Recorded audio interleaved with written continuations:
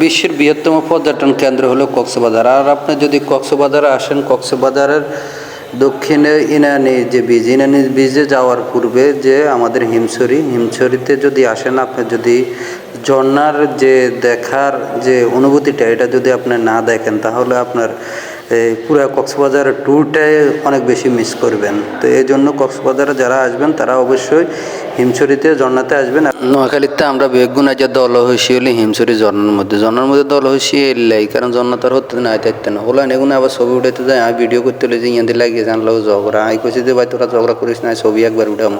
তো হিসেবে আমি হিসেবে আবার মাই যোগ্য আসলে, কারণ মাই এখন লোক যদি ছবি না তুলতে হারি তাহলে কি ভালো লাগেনি, কারণ হিসেবে মাই এই যে আছে এর একটু ফিলিংস নিয়ে ছবিটা তুললাম, তো ভিডিওটা করলাম। তো আপনারা ভিডিওটা বেশি বেশি দেখবেন এবং কি লাইক করবেন, কমেন্ট করবেন এবং কি শেয়ার করবেন, এর লাই ভিডিওটা করছি। তো সবাই কি নোয়াখালীর করে ভালোবাসেন নাকি? হিমছড়ি ঘুরার মজাই আলাদা। সবাই ভালো থাকবেন। আল্লাহ।